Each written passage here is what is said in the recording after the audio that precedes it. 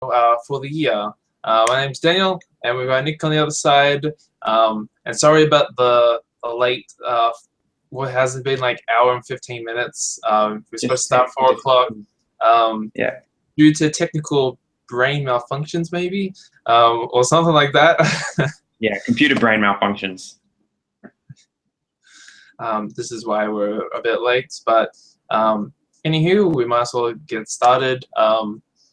For our first movie news topic, and I thought we might as well start off because we do like the director, Edgar Wright, heading over to DreamWorks Animation for a film about a concept to do with shadows.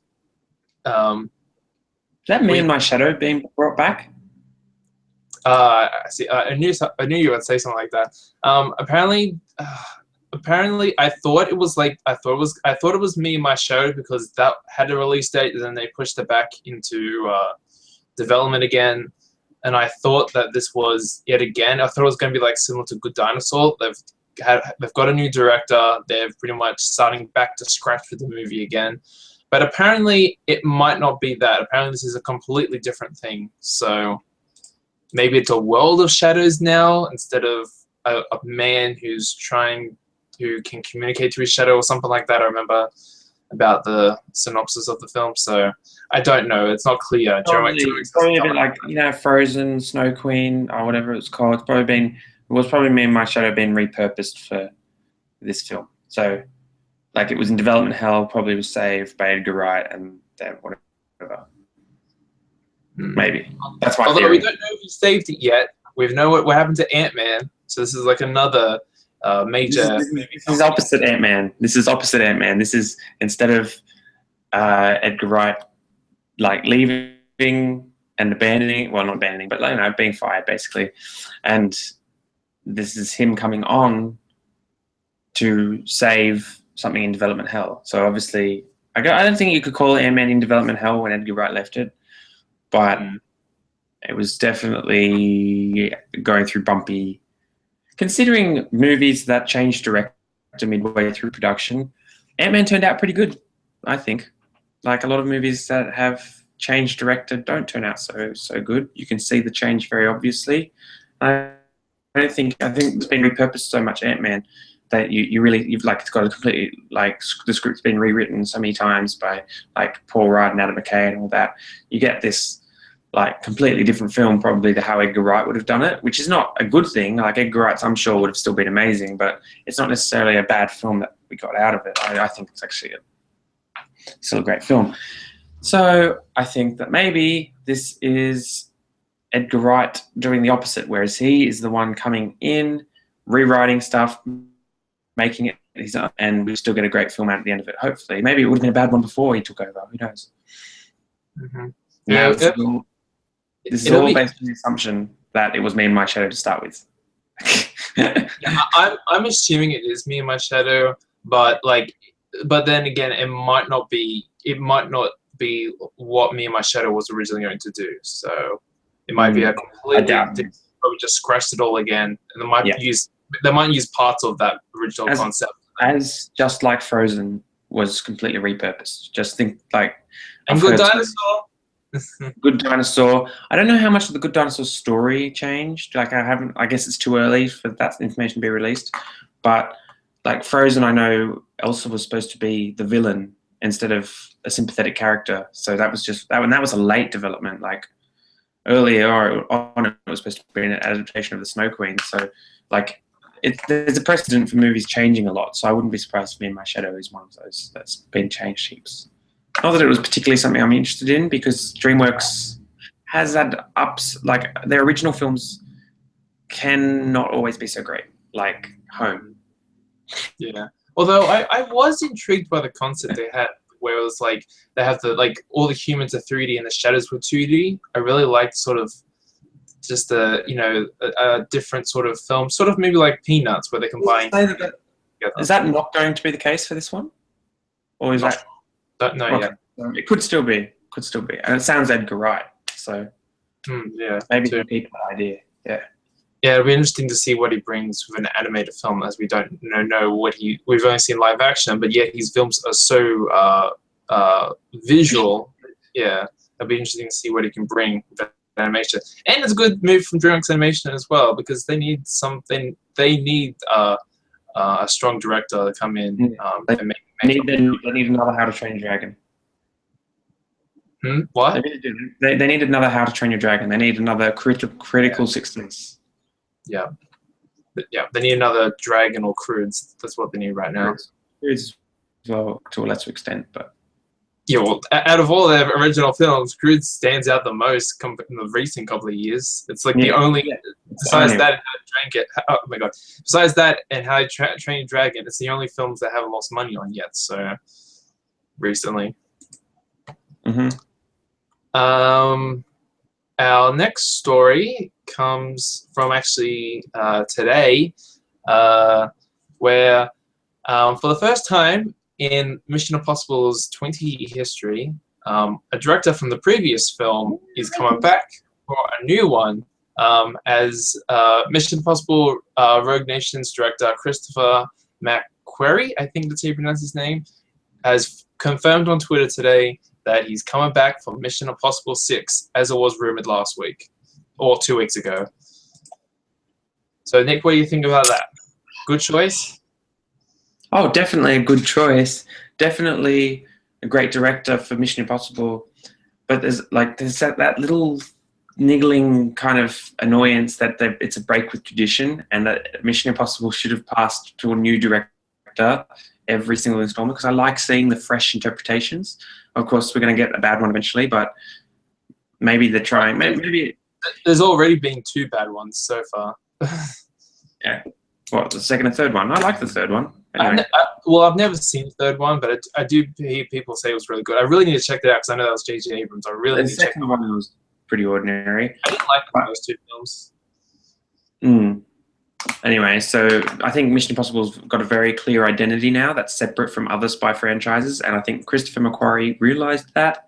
He was the one that finally cemented, I guess Brad Bird kind of had this thing go, it was kind of invented it, but Christopher McQuarrie with Rogue Nation has cemented it, has established it, and he knows the formula better than anybody at this point. So, and also has a great relationship with Tom Cruise. So it kind of works well for everybody. And I guess from a quality perspective, it's better to have a better guarantee of quality than to take a complete gamble and risk it being a bad film.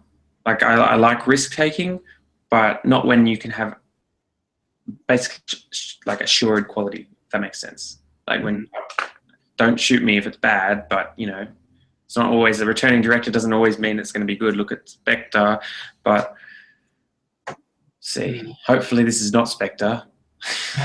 Yeah, definitely. Hopefully hopefully it's not Jack Reacher, the other director's efforts with it's true. He's not necessarily an all-round great director, but he did so well with Mission Impossible Rogue Nation that I'm pleased. Is he doing a sequel? No, he wouldn't be. Surely not. No. I was thinking that when I was reading the news. I'm like, is he doing Jack Reacher too? No, I'm sure he's not. He's probably producing it. He wouldn't be directing it. If he's doing this, fast turnaround for MI6. It's also going to be breaking tradition, because now that we've got a director on board, I'm pretty sure this film is probably going to start by the end of next year. So probably 2017. Just about to say, but yeah, you're right. That's another reason that they would have rehired him quickly. Yeah, and when Tom Cruise said that we'll get another one in 2017, I was sort of like, yeah, we'll see about that. But now it seems more likely that it's probably going to be the case now. Yeah, it's actually quite possible. I still think it could get pushed back to the end of 2017, or who knows? Depends on how production and development goes. But if everything stays on track, it could be 2017. They can quickly do it. Yeah. Just look at Captain America. They turn that over so quickly. They could easily do it for Mission Impossible. Our next one. Nick, do you like Barbie? Because we're getting a Barbie Origins film, but not what you... another Hasbro movie? It is, isn't it? It's like another one of those Hasbro movies. Barbie's Hasbro. Well, Well, it's not. It's not because we've already got a Barbie film. I think it's from Sony. That they've already announced release date. I think it's 2017, a live-action Barbie film. Uh, This is this is instead like the Monopoly one a couple of weeks ago, where they're going to focus on the origins of how the doll became so popular globally. See, this is good. This is good, isn't it? Talking to no one that's there. No, this is actually this is better than what they did. Let's take Battleship. They tried to adapt a board game. Doesn't work. Adapting it's basically a biopic then, isn't it? It's basically like a kind of a biopic for the property. So it's describing how this beloved thing that we all know and love today came to be. So Monopoly, Barbie, whatever it is. So this could be like, it sounds like a potential Oscar story, you know, like it reminds. I don't know why it gives me potential Oscar vibes. It's funny how we're gonna have like two Barbie films. One that's like one's gonna be stupid, like Maleficent cash grab. But it's the same thing with Monopoly lately, because Monopoly's getting two films. One's an origin of how the board game came to be, and one's based on the board game. So I can't wait for the adaptation of Hungry Hungry Hippos. That's just going to be the best board game adaptation of all time. And then they're going to make the origin story too. How did the hippos get there? Why are they hungry? I feel like that might be like an animated film, maybe like Singing Ninjas or something. Yeah. But also, Reese Witherspoon is developing the film, and they've also said that she might potentially be starring in the film as well. Okay. Interesting. And it's based on the book just came out a couple of years ago called, if I can find it, Barbie and Ruth, the story of the world's most famous doll and the woman who created her. That's what the film's going to be based on the book there, based on the true story. Okay, so it's based on a book, a biographical book. Is that right? Yeah, so pretty much similar with the Monopoly one. Okay, that's happening. Cool. It's all the rage now to base films off non-fictional autobiographical books, isn't it? Or biographical books. Mm-hmm. It's all the rage. Quite the trend. Interesting. Yeah. Next news would be, there hasn't really been much happening lately, besides those probably three. Fox has removed the sequel to this year's Fantastic Four off their release schedule. I don't know if there's much to say about that. That hasn't already been said. That kind of speaks for itself, that news, doesn't it? That's one of those rare news stories. It's just like, well, it answers its own question. Although it doesn't mean it's cancelled per se, because the same thing happened with Fox's Assassin's Creed. They took that off release schedule. People were crazy that the thing got cancelled, but yet they said, no, it's back into development, and it's got a new release date at the end. Also probably similar to, what's a film recently? Pacific Rim 2, because apparently Universal's still coming out. We've got it off our schedule, but it's still happening, and people were like, oh, no, Pacific Rim 2 is cancelled, where it's still developing at the moment. So it's really like it's a Hollywood chess game, really. It's like they have their pieces. They say they defend that they have to defend their properties until they then confirm its removal. So like if Fantastic Four 2 is still on the Fox release schedule, then they have to justify why it's still there until they remove it. Then they can justify why it's not there, because so they're not going to like people to ask the week of Fantastic Four's release, oh, are you cancelling Fantastic Four 2? And they're like, no, we're still going full steam ahead because Fantastic Four is still in theaters. For that 2 weeks it was in theaters.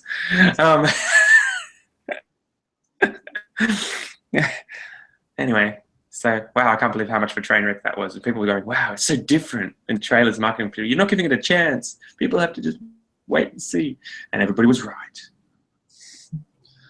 This is sort of similar to Sony. They should have never announced the release date. It's like Sony did with the Sinister Six, The Amazing Spider-Man 3, and The Amazing Spider-Man 4, where they announced those release dates only to go back on that and cancel the series overall. This is Hollywood chess. This is Hollywood chess. Like when Marvel comes through with its rook and takes out Fox's knight, Fox just rage quits and swipes its hand across the board, and just like all the chess pieces go flying across the room, and Marvel wins. There's your great analogy.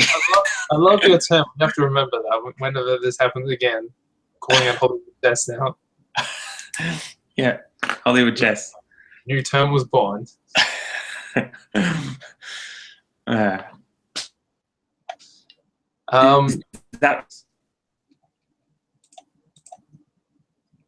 Because there's something you're missing, and I'm hoping you haven't forgotten it, because it just happened like a few days ago. Actually, two things happened. One of them I told you we should talk about.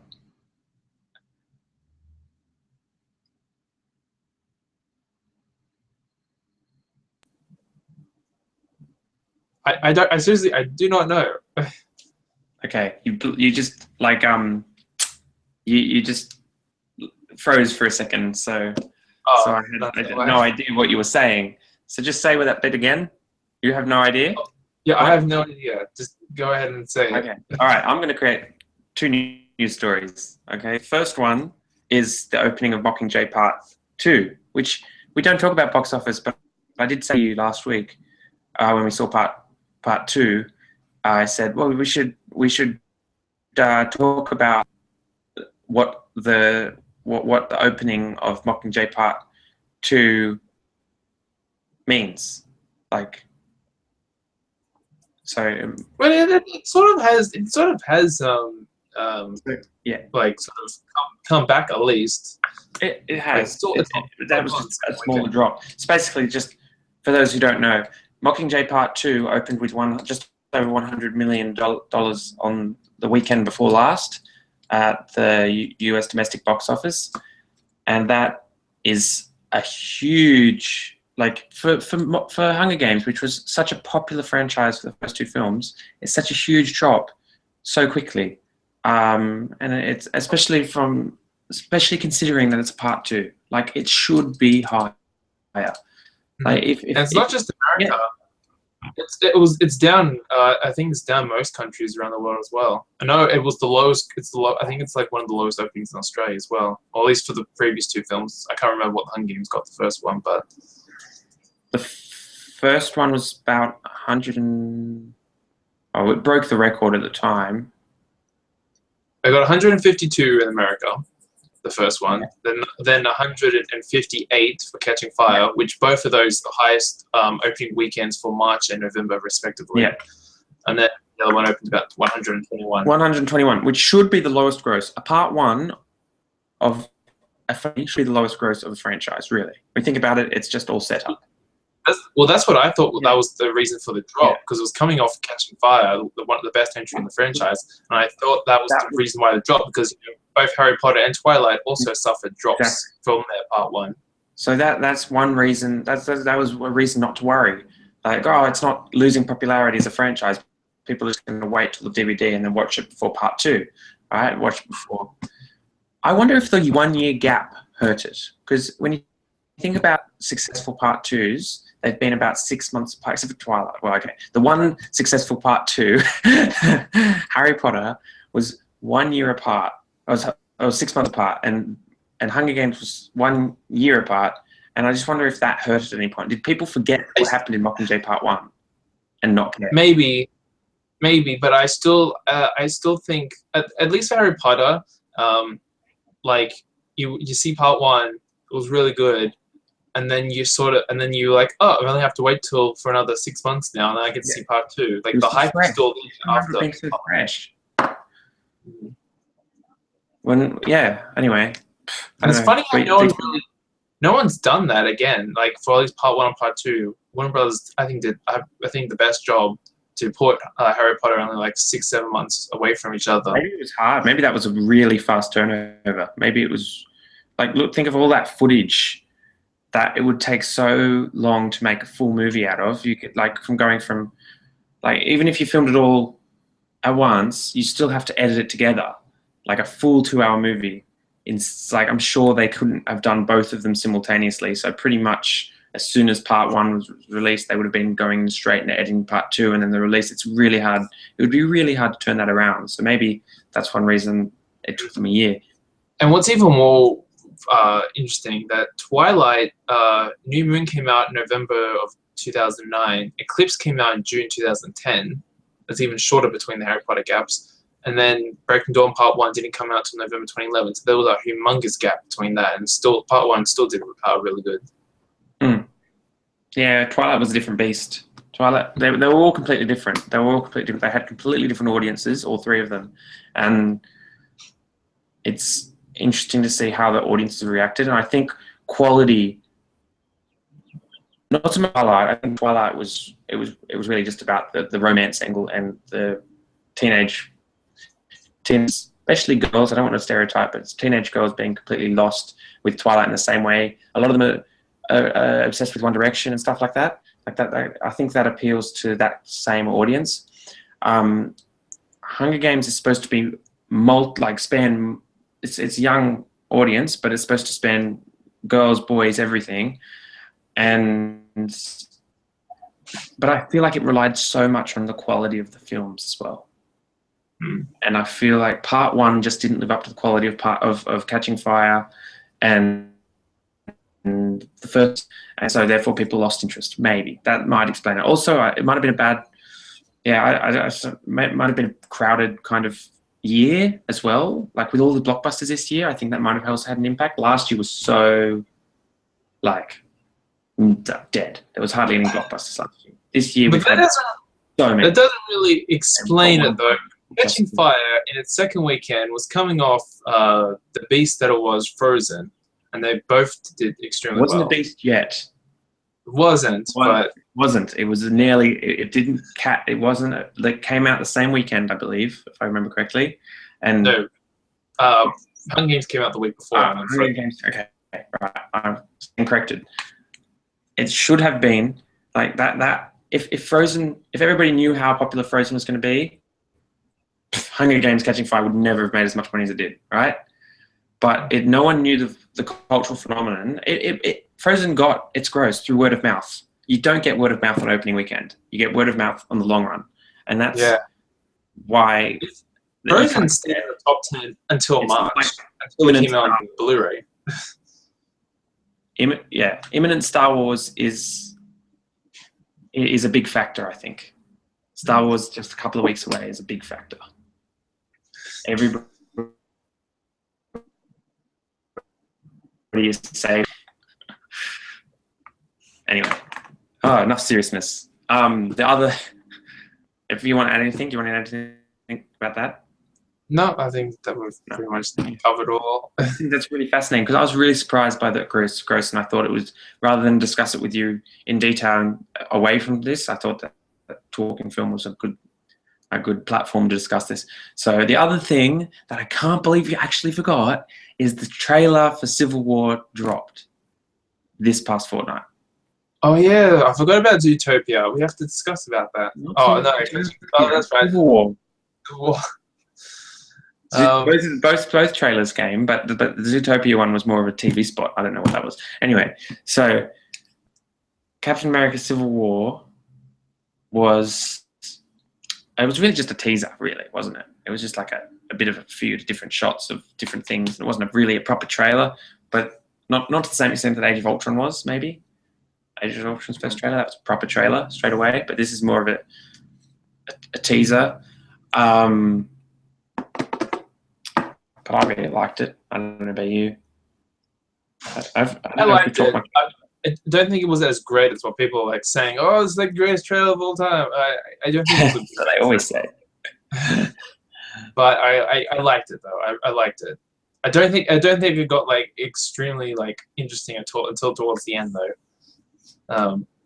But it did an all right job showing what's going to happen, the tone of the movie, and what's going to happen with Captain America from here on out. So it sort of gave us a little bit based on that what Civil War is going to be about. But it was just more like, oh, here's a quick shot of Black Panther. And, Wow, your mind's all over the place today. I think you might have a technical and malfunction. he's a quick shot of Ant-Man, and he's a quick shot of Hawkeye. And it was just more like Whoa, trailer. Who's on Captain America's team and who's on Iron Man's team, pretty much. No, that's what it was supposed to, though. Remember, it's marketing to the general public that hasn't followed this film like with a magnifying glass since like the first day that it was announced. Like, who's going to be on the good side? Who's going to be on the bad side? I don't even know who's going to be I don't even know who's going to be the good side or the bad side, really. Because I think both of them might have their pros and cons.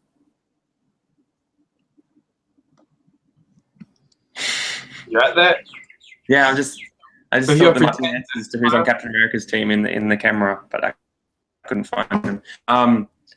So yeah, no, but I thought the trailer really was just about wow moments, wow factor. It's like, oh look, there's Black Panther. Oh look, there's Bucky. Oh look, that fight between Iron Man and Captain America. Oh, it's so cool. It really was just about wow moments, and that's really what it needs to sell. That's what Marvel does so well. It sells on wow. Mm-hmm. That's how it gets so much money. It doesn't sell to comic book fans. Otherwise, it wouldn't make as much money as it does. It sells on wow, which is really inarticulate. But anyway, I know this film's like 5 months away, but it's interesting to see what it would do in its opening weekend. But before we find out what it does on its opening weekend, we have to find out what Star Wars does on its opening weekend. So that's the thing that we're all waiting with bated breath to see if. I don't care. It's going to be the highest grossing opening ever. This is the biggest movie of 2015. I don't care what they say, or whatever. This is the biggest cultural movie of 2015. So if it does not break Jurassic World, I will be. Well, then again, it might not break Jurassic World, which doesn't make sense to me. But I guess I don't think it'll be disappointing if it doesn't break it anyway, because it's going against Christmas shopping and all that too. So yeah, that's a different time of year, but it should. Like in terms of, it'll be good whatever it gets. Jurassic World. In terms of anticipation, it beats Jurassic World, surely. I mean, a lot of people don't like Star Wars. A lot of people aren't Star Wars fans, but this is. Yeah, Jurassic World was the most shocking, because I didn't thought there was any big hype towards that movie whatsoever. It's like, whoa, 200 million. Wow. As soon as it settles, the dust settles over Star Wars a bit, we'll forget the opening weekend, just like we did with Avengers, and just like we did with Jurassic World now, and just like, okay, now it's successful, but it's still just a movie. So we'll end up, what we'll remember it for is the critical success and how good the movie is. So we'll wait until that. Yeah, and it doesn't matter for a movie to be successful. I mean, the highest December opening was Avatar, was 77 million. So if Avatar can pull, The Hobbit's I think isn't the first Hobbit? Yeah, that's like the first Hobbit, the whole journey. That's right. It's going to break the December record, that's for sure. It's going to get over 100 million. It's going to be the highest grossing Star Wars opening of all time for an opening weekend. It'll be the highest December opening, I think. It'll be interesting to see if it maybe captures the Avatar success, that maybe we might just drop little by little by little. It's not Avatar.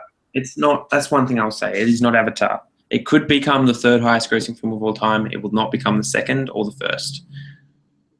Because Avatar and Titanic are different beasts. It feels like I feel like James Cameron plays Hollywood chess too well, and like actually has somehow managed to bend the entire movie-going population to watch all of his movies, and that's how James Cameron makes so much money. I mean, they're great, but I don't know how they make so much money. They just do.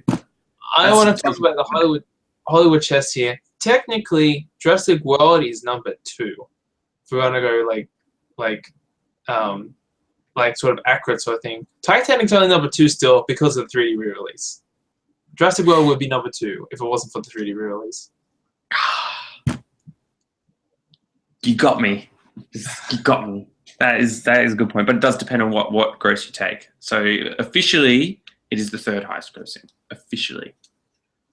Jurassic But World will if you get a want to re-release before the second Jurassic World comes out, and then Jurassic World will be number 2 because I'm pretty sure it's not that far away from Titanic.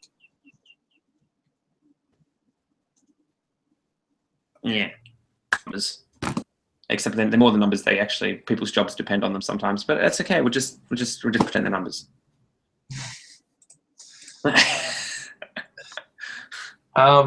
Any other news we should talk about? I really don't have much else. Like, I was gonna talk about maybe the Hey Arnold movie that's coming, but I don't know if you're a fan of the show because I haven't really. I've talked about things that I'm much less of a fan of than Hey Arnold on this show. Empowering,